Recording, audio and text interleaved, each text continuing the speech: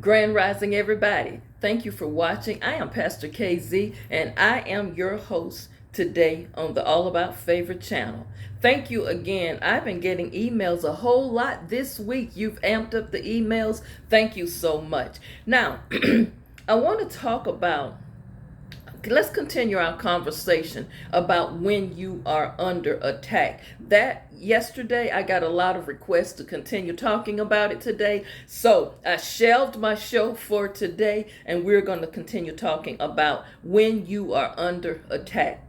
One thing I did not say on yesterday is that one of the most important things you must discern is you have to be able to identify when you are under attack. Some attacks might get you off guard, catch you off guard, but sometimes you can discern. You ever had again that gut feeling, something inside you feel like this is something going on, I just can't put my finger on it. You are under attack and you haven't identified the source of the attack. And some of you have not identified the attacker. See, when you identify where the attack is coming from, you know how to fight against the attack. You know what to pray for, because you have to be, and another thing you have to be, and I didn't say this yesterday, you have to be specific when you going before the Lord in prayer. You've got to tell him exactly what's going on.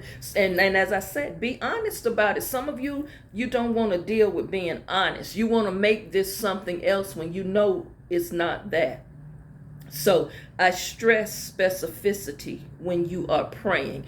Anytime you are being tempted or led away from doing what's right, that's an attack from the enemy trying to get your focus off. And when you cannot focus, when you start to pray, or when you begin to study his word, or you begin to meditate on writing in your journals, and you can't stay focused, it's like you got adult ADHD and you can't focus, that's an enemy attack. Because what the enemy don't want you to do is get delivered. He don't want you healed. He don't want you set free. The enemy does not want to see you winning. I keep telling you this. And when you are constantly on the lose-lose situation and you don't have no wins, you don't got no prayer report, no praise report, no testimonies, you under attack. Because you know what?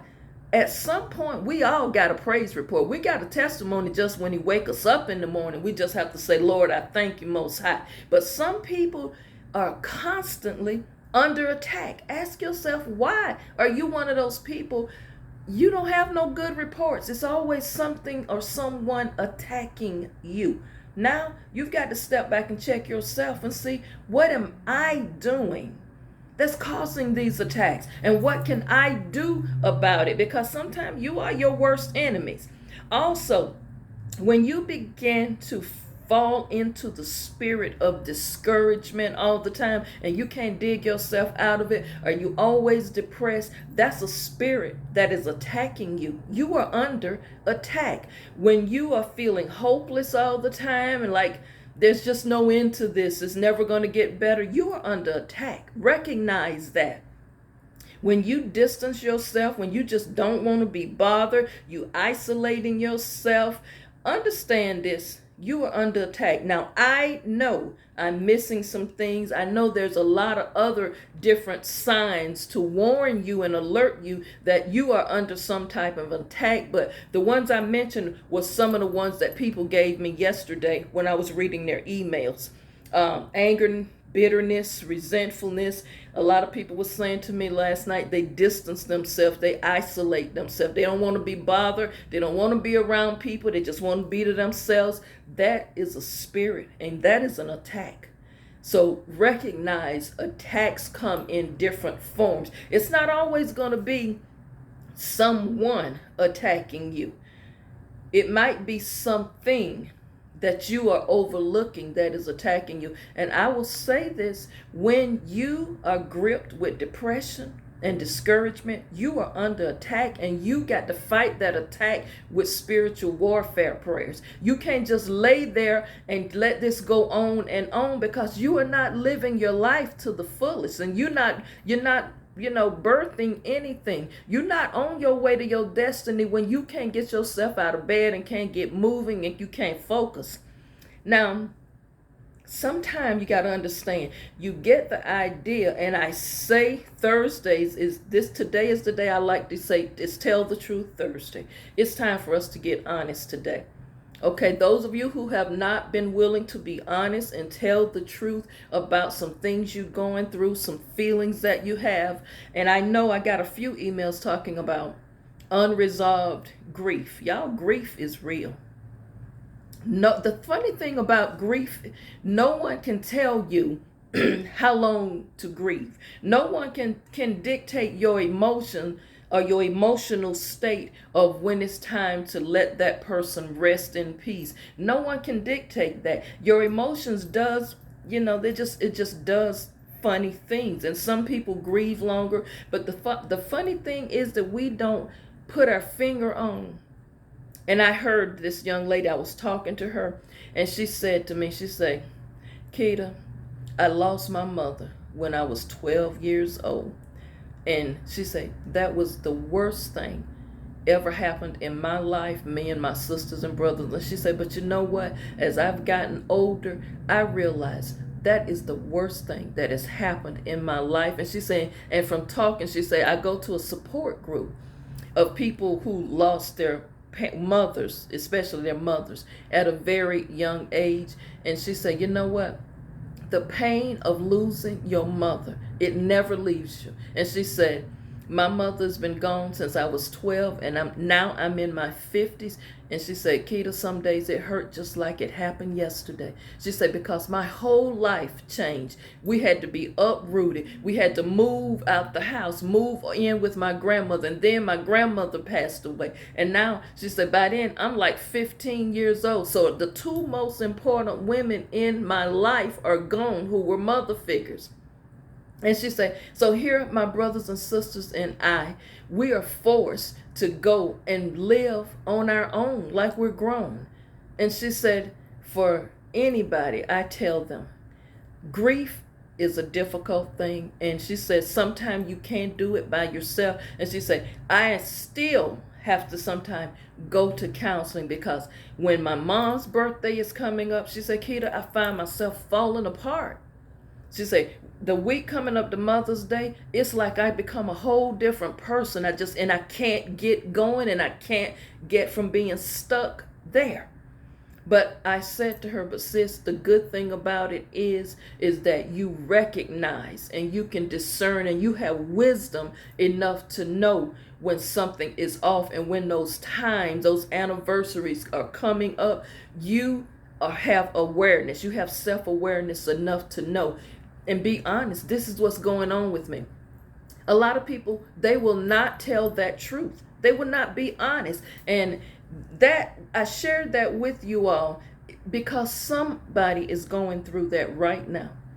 And people been telling you, you got to celebrate when they're going out and weep when they come in. You quote all of this stuff. Some of them people who quote that stuff, they mama's still here. Okay? I'm just saying, we've got to understand that attacks come in different forms, and an attack comes in the form of grief. It comes in the form of depression, because that's a life-changing event that can place you at risk to be under attack. And sometimes when you at your weakest moment is when the enemy swoops in. Am I helping anybody today? Because my goal is to help a whole bunch of people, and it doesn't matter what background you are, what ethnicity, what race you are. That's not what I'm about. I'm about reaching out, helping people. And I know some of these emails I got, they're not just race specific. I have emails coming from people of all genders and all races, and it's people that is hurting out there, but they don't realize that it's an attack. So I am glad that I started the conversation yesterday and you all have been emailing me. So what does it mean, Pastor KZ, to be under attack? Is it okay for me to feel some type of way when I'm under attack? It is absolutely okay. And it's okay to tell the truth about the attack. And it's time to start admitting some things, y'all. So, does being under attack make me a weak person? No. It just means that you're human. That's all it means. And it means you're a person who hurting inside, or you're a person is piling up the attacks. When the attacks get to be mounting up, you don't know which attack to deal with first. That's why I say it's important that you have a prayer life. Being attacked on all sides. David was attacked from all different places, even down to his own son was plotting against him. And who was closer than your own child? Or your own family member, being attacked on all sides, and you're attacked on your job, you're attacked just in your physical health. So attacks, you got to understand, come from different sources, and attacks affect your every area of your life if you don't get a hold of it. Your peace of mind is important. All attacks do is stifle your faith, because attacks are designed for you to give up. It's designed for you to walk in doubt and unbelief and frustration. Have you been under attack? Here's an assignment I'd like for you to do. I'd like for you to write down how you feel like you've been under attack for the last 14 months. I'm just going to give that number to you. Write down all of the ways you feel like you are under attack or have been under attack. And then I want you to categorize them as to, what do I need to pray about first? What is the most important attack I need to go ahead and go into warfare prayer about? Think about it. Try to do that assignment. At the end of the video, please hit the thumbs up, comment, like, and share the video. If you are watching on Facebook, Instagram, or TikTok, hop over to my YouTube channel and hit the thumbs up button, the share button, and subscribe if you have not subscribed. It's free to subscribe, y'all. It doesn't cost you anything to subscribe, and hit the notification bell. We say this, if you notice, every video we all have to say this, because that is a requirement for doing these videos. Thank you all for watching. I am representing, as I said, it's still Black History Month.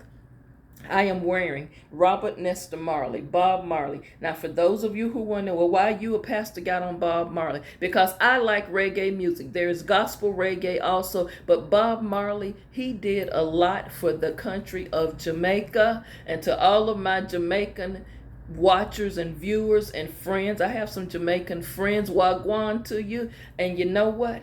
He was an innovator, no matter what you can say, and he was about peace. So, Bob Marley, I salute you, my brother. And it has also happened, February happens to be his birth month.